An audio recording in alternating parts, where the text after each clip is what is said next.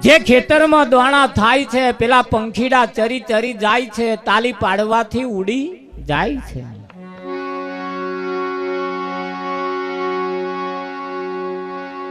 દેહ રૂપી ખેતર તમે જાણજો. આ દેહ જેમ છે એમ આ પેલું જેમ વીઘું બહાર જે એક વીઘું આપણી જમીન હોય એવું પણ આ એક વીઘું જમીન છે. વિઠ્ઠલ મહારાજ આ હાથ બારની નકલ છે.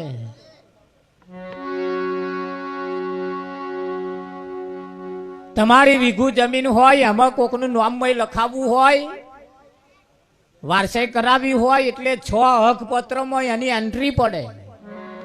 પહેલા 100 માં પડે, 6 હક નંબરમાં એન્ટ્રી પડે.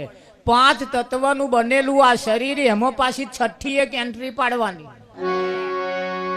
આ 6 નંબરની નકલ. વિઠ્ઠલમાં હા એમાંય પાછું એક 7 12 એ રહેલું છે પાછું. એટલે એનું નામ આલ્યું 7 12.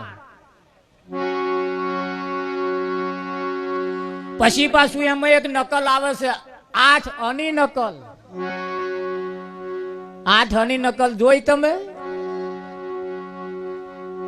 આ શરીર એ 8 ભાગનું બનેલું છે. 8 ભાગ. એમાં 4 ભાગ માતાના અને 4 ભાગ પિતાના. પોચો જે ભાગ છે ને એ બધો માતાનો અને કઠણ જે ભાગ છે એ પિતાનો. 4 4 દુ 8, 8 નો 8 8 છે. અને ઓના ઉપરથી 6 પત્ર 7 12 ને 8 ની નકલ ઓના ઉપરથી જ પાડેલી છે પેલીમાં. હવે જેમ પેલામાં વારસાયો કરાવવા એન્ટ્રીઓ પડાવવી પડે છે એમ અમે પાછી એક એન્ટ્રી પડાવવાની આવે 6ઠી દાડે. હા જન્મ્યું તરત માં ડાયલો જન્મ્યો નહીં કેતું કોઈ કે છે નામકરણ કરવું પડે. હા અને ફોઈને બોલાવવા પડે. ફોઈ આવે આવડ વાવડ પીપળ પોન ફોઈએ પાડ્યું રમતું ન એ પછી રમતો મેલે ને. ખરું કે નહીં? હા જેવું બહાર છે એવું અંદર છે. જેવું પિંડમાં છે એવું બ્રહ્માંડમાં છે. અને જેવું બ્રહ્માંડમાં છે એવું પિંડમાં છે. એટલે પોચો ભાગ જે છે એ માતાનો છે. કઠણ ભાગ છે એ પિતાનો છે. 4 ભાગ માતાના અનિમય છે અને 4 ભાગ પિતાના. 4 4 4 દુ 8 8 અને આ નકલ છે. હા ચો ખોરીએ છીએ આપણે, બહાર ખોરીએ છીએ. પણ ધ્યાન રાખજો એ જમીન ની અંદર જેટલો નામ ચઢાવવા હોય ને મહારાજ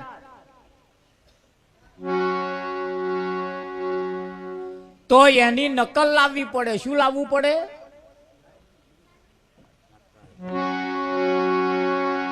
આ મૂકી છે એમની નકલ છે. અસલ છે એની નકલ છે. આ આટલું કરીને બેહી ના રહેતા, હજુ નકલમાં છે.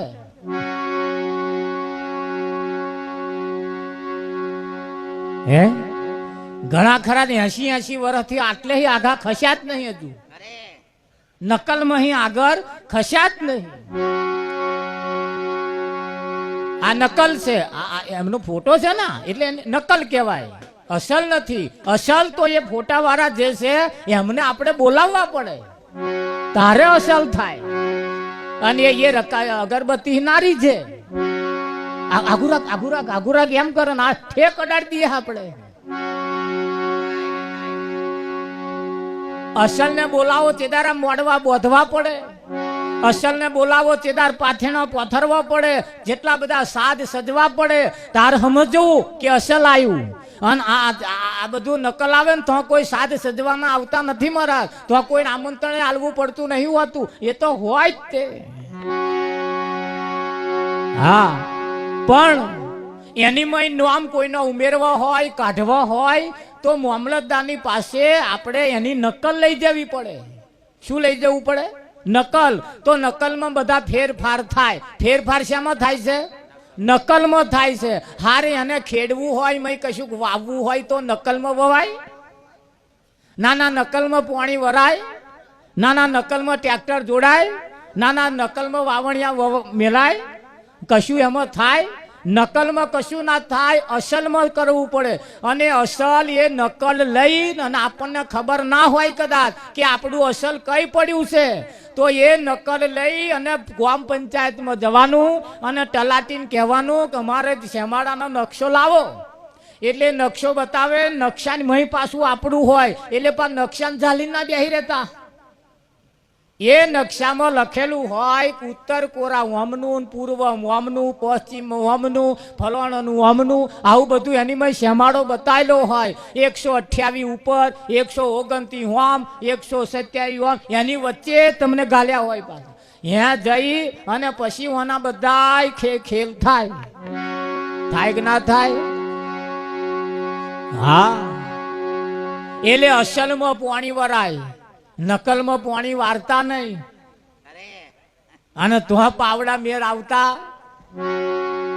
હા, એટલે એવું જે છે લગભગ ઘણા ખરા 80 વર્ષથી ફોટા મૂકીને અગરબત્તીઓ દીવા બધું કરે રાખે છે, પણ એમને સાક્ષાત આપણે એક દિવસ ઘેર બોલાવવા પડે.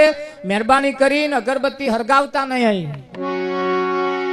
એ અગરબત્તીનો ધુમાડો કેમિકલ વાળો અમારા બોલવામાં જાય, ઘરો બેહાડે.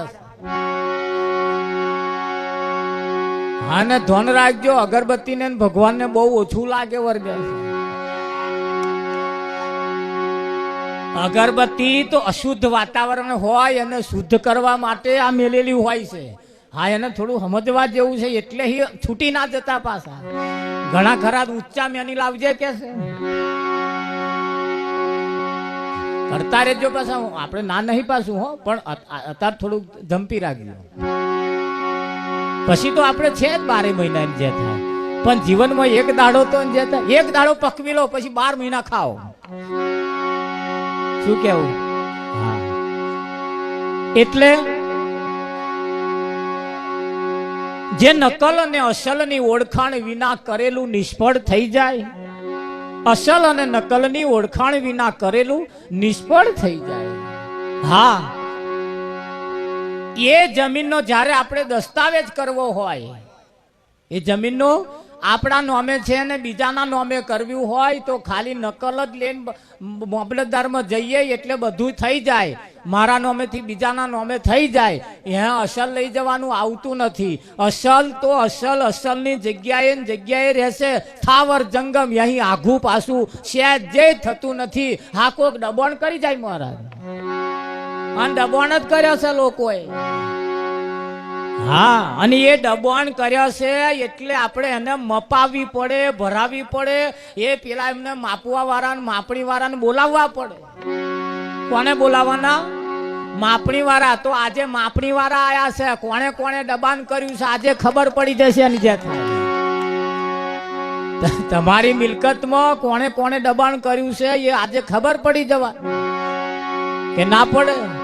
હા, કોણે કોણે દબાણ કર્યું છે? અનિમય, આશા, તૃષ્ણા, કામ, ક્રોધ, લોભ, મોહ, માયા, આ બધાએ આપણી મિલકતમાં દબાણ કર્યા છે. શું કર્યા છે? હા, વેવાએ દબાણ કર્યું છે મહારાજ. શું સમજો તમે? હારાએ, બનેવીએ, બધાએ, આડોશી પાડોશીએ બધાએ આમાં દબાણ કર્યું છે મહારાજ. તમે ઓછા ના સમજતા વેવાઈને, એ દબાણ કરીને ગયા છે. હા, મારા બેટા એમની કોરા થોરિયા ના ઘાલ્યા ને આપણા કોરા ઘાલતા જ ગયા. અને આ ઘાલવા વાળો સહેજે જો આ બાજુ ના ઘાલે ને તો એને પેટ ચડે. સહેજે થોર્યો આ બાજુ ઘાલે ઘાલે ઘાલે ઘાલે ને ઘાલ. જો તમે ધોન ના રાખ્યો તો આ વખત ઇંચ, બીજી વખત 2 ઇંચ. હા, અને એક દાડે એવો દાડો આવશે ને 6 ઇંચ તમારી કોરા આવી જશે. હા, 6 ઇંચ એટલે મહારાજ શું તમે સમજો? હા, 50 વર્ષના વાંબા હોત અડધા અહીંયા જતા રહે. 6 ઇંચ એટલે જતા રે ના જતા રે. છોડું ખાલી અમની કોરા હોય ને વાંબા છોડું તોય મારા બેટા ભાગમાં ગયો.